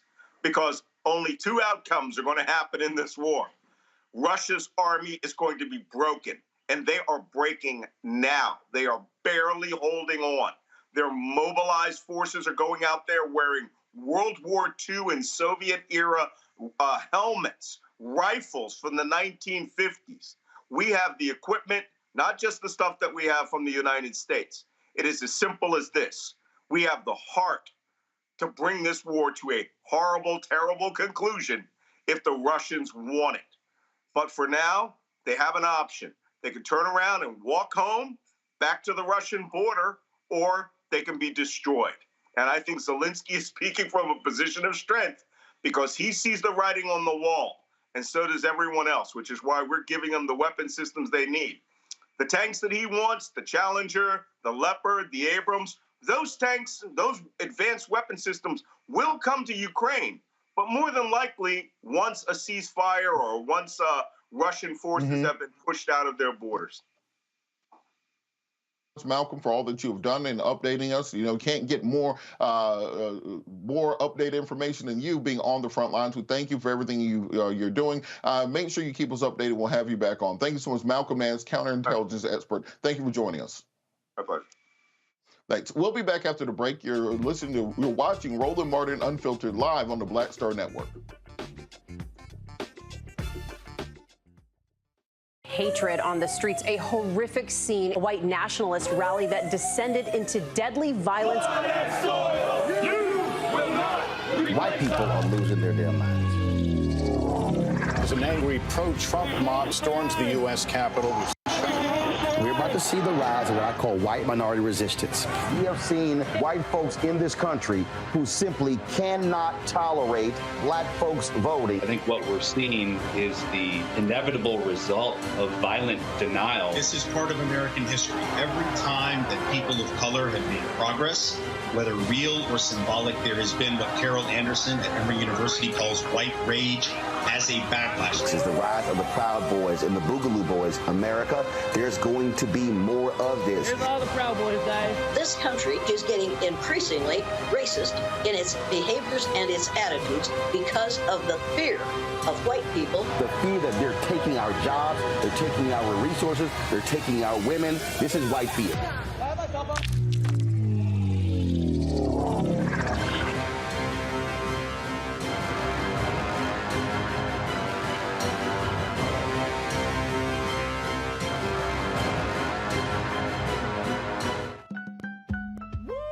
We're all impacted by the culture, whether we know it or not. From politics to music and entertainment, it's a huge part of our lives, and we're going to talk about it every day right here on The Culture with me, Faraji Muhammad, only on the Black Star Network.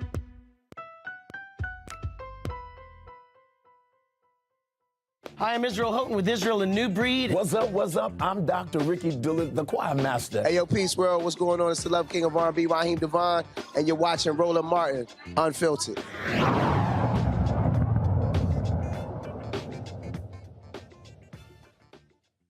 this week, Title 42, the Trump-era policy in which allowed the Department of Homeland Security and Immigration to force migrants to stay in Mexico as part of a COVID restriction was set to expire. The Supreme Court stayed that, but we all know that that will not last much longer. Here to discuss Title 42 is Rekia Mabumbo, co-director of the Electoral Choice Project. Rekia, how are you doing? I'm good. How are you? I'm doing great. So can you talk to us a little bit about Title 42 for people who are unfamiliar with the issue and why it's so controversial, the Supreme Court staying the expiration of it? Yeah, well, I mean, this is really important. And we just actually did a report called Criminalizing Blackness, which really goes deep into why Title 42 is really important and actually gives you the history of the 1994 crime bill and its impacts on the 1996 immigration laws and how it has resulted in anti-Black immigrant policies that we see now. So basically what we see is that continuation of fast-track deportation, a continuation of immigration policies that criminalize Black people and cause them to be faced with deportation at faster rates, blockage of access, and a criminalization in a way that we hadn't seen before the 1994 crime bill. You know, when we look at immigration policies as they've evolved, what we see is that a pattern of what we consider policy that has pushed to really whiten America, right, in a way of pushing that fear that you just talked about right before I came on. This fear of ensuring that Black immigrants and Black migrants specifically have access to become citizens in this country. And so this report that we have launched called Criminalizing Blackness goes into more detail about all the ways that Title 42 and the 1994 crime bill and the 1996 immigration laws have really harmed Black people. And so on this, Title 42, of course, was created during the Trump administration as a COVID-era restriction, saying that, well, we're going to slow down immigrants because there's a fear of COVID. We've gotten rid of almost every other COVID restriction in the country. You know, we're not wearing masks. We don't have vaccine mandates anymore. We're not socially distancing. Why is Title 42 still in place? That's a good question, right? That's what we're all wondering. What we saw when we looked in 2020, when we saw Haitian migrants being chased at the border by white men on horses with whips, was a terrorizing of our people and using COVID and other policies to really push this narrative, right, that Black migrants were helping to cause harm or helping to impact our health in this country. And we know that those things, that's just not true. Right. We saw an increase of deportation of Black migrants over and over again. And so, you know, we have to be really mindful and we have to continue to bring forth the truth about the harm of these type of policies. You know, the key point of the report, Criminalizing Blackness, is to really show how legislation like Title 42 really is a blueprint to major funding for prisons, for policing, and sentencing under the guise of creating a safer America. And so we have to be really conscious and cautious of how it disproportionately impacts Black immigrants and Black people. Absolutely. I want to bring our panel in. Erica, just kind of on this point, why do you think it is that regardless of the administration, they still keep these policies in place, particularly with regards to migrants from Black and brown nations they don't have in place for Ukrainian migrants, as we were just talking about with Malcolm Nance, or with, as President Trump said, Norwegian migrants? Why do we stand for this as a country? Well, I mean, we've talked about it on the show plenty of times that white supremacy is global, right? So that is a truth that we know when you talk about having migrants that come over from European nations that can really kind of uphold white supremacy tenets. And so it's, you know, very interesting when we look at, you know, who was the advisor and author of Title 42. Stephen Miller, we know that he is definitely out of his hood and robe. He's been a white nationalist for quite some time. So this is not appalling, a surprising policy. One of the questions I did want to ask the guest that we have on, Robert, is Are you finding success with coalescing other groups? There are different people that I follow on social media that are always bringing these stories to the forefront, because it's not, we don't hear about it until it becomes a political football, so to speak. So I just wanted to find out, are you finding success with other groups that maybe don't have the reach on their platform to really get more people involved around this campaign, so to speak? Yeah. One of the things that we've been working really diligent on is really making this issue something that everybody in their homes, Black people in their homes, can really feel and touch and understand. That's why the report that we have really connects the 1994 crime bill to immigration policies and how it was literally the precursor. And so this report was done by BAJI, Black Alliance for Just Immigration, Movement for Black Lives, Law for Black Lives. It brought together also the UndocuBlack Network, a number of also smaller Black immigrant-led organizations across the South. Excellent. That's good to hear. Very familiar with UndocuBlack and all of the great work that they do. Absolutely. Absolutely. Reese, why do you think that there's often this lack of focus on immigration issues in the Black community?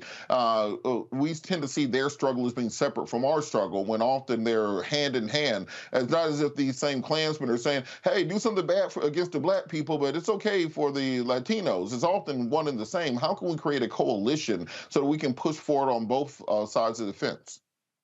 Well, and there are Black people that are Latinos as well. I think that there's a xenophobia problem within the Black community. Not everybody, obviously, but there are people that, if you look at some of these movements, Alphabet Soup, I'm not going to name them specifically because I ain't got time to deal with them, but there are xenophobic, pro-Black movements even within this country that do a lot to help foster some of this resentment. The Republican Party helps foster the resentment. These people are taking your jobs, et cetera, et cetera. So there are a lot of layers to why sometimes the Black community at large, not everybody, but the Black community at large doesn't necessarily identify with the problems plaguing the immigration system. Now, you have some people who don't identify with Black immigrants, but when they see this, like what happened with the Haitian immigrants and migrants and how they were treated, then they hop on the outrage parade because they just like to be, anti-Democrats or anti-whatever. But this is obviously an issue that does impact us greatly, because if we talk about the diaspora of Blackness is a global, first of all, race, but then it's a global connection that we have. So, but one of the things I did want to ask is, Title 42, it's a little nuanced. I've read reports that essentially because Title 42 is not a legal policy, there aren't necessarily consequences for violating, being expelled rather, under Title 42. So we see a higher rate of recidivism of people repeatedly coming back to the border under Title 42 as opposed to Title 8. So it seems to me that repealing Title 42 could be a double-edged sword if you are actually pro-migrant and you want increased immigration.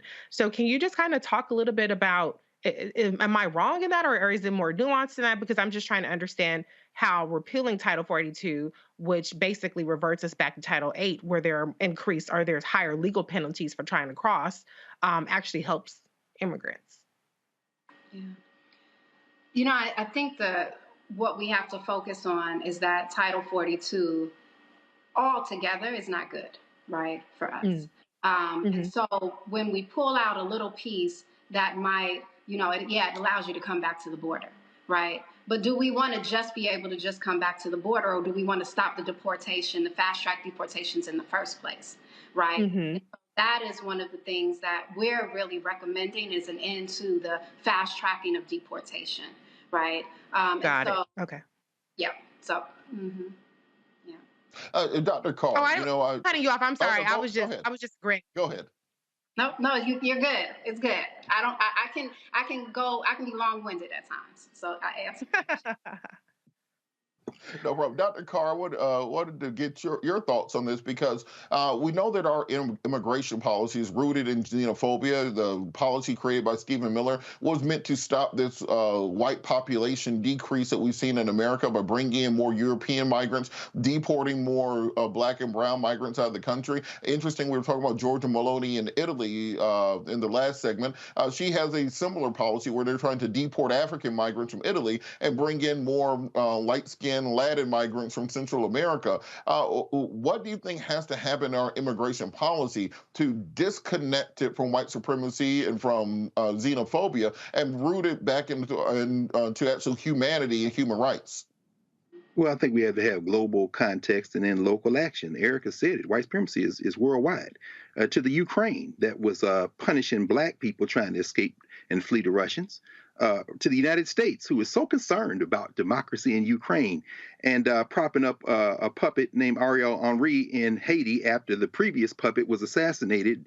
To the United States is so concerned about democracy in Ukraine and yet interfering and having coup d'etats by United States trained military cats in places like Mali and Burkina Faso, and then invited all them African leaders over here last week so they could sweet talk them into getting that copper and that coltan and that cobalt.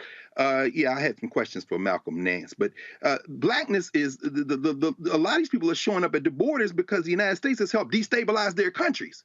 And so my question to my dear friend and sister, Rukia Lumumba, who has always been on this wall, I got two questions. I'll ask the second one first. Where can people download this very important report? And I'm looking at it now in section 4, you have solutions at the federal, state, and local level. So my first question would be, what can the Biden administration, what are y'all recommending the Biden administration do? I see you talking about temporary protected status. You're talking about extending the Haitian families reunification parole program. What do we need people to be aware of so we can call these Congress people and tell them, and call the President of the United States and tell them, do this now. We can do this right now. That's right. That's right. Thank you so much. And it's always good to be on with you. You know, the president should create and expand executive action programs that will provide relief for Black immigrants. This includes providing an additional 18-month renewal of temporary protected TPS for Guinea, Haiti, Liberia, Sierra Leone. Let's talk about Somalia, Sudan, South Sudan, and other Black majority countries. We want to see that the government remove convictions as grounds for deportation and or exclusion, including aggravated felonies and drug offenses. You know, we want to see a restoration of judicial discretion and due process for all individuals who come into contact with the criminal law and immigration systems. You know, we want to end permanent deportations, right? We want to see an end to mandatory detentions and an end to police and ICE collaboration programs. What we've seen is an expansion of collaboration programs under a Trump administration and has continued in many ways. This has resulted in the overcriminalization and profiling and policing of Black people on even a suspect to be suspected of being an immigrant. And so we want to see that shift as well. Folks can download the report, Criminalizing Blackness, at m4bl.org. Click on it. There are additional recommendations in there. And we really go deep into making the connection between the 1994 crime bill and the 1996 immigration laws and the recommendations that our dear brother lifted up that I think will really be a helpful guide. And it's clear, easy language that we can all understand and connect with. And so with that, are there congressional sponsors for this? Is there pending legislation that looks along these lines? I'm not the best person to answer that right now, but I hope that you'll have some of us back on, some of my colleagues who helped to draft this report, like Dr. Amara Enya and a couple of other folks that are best. Absolutely.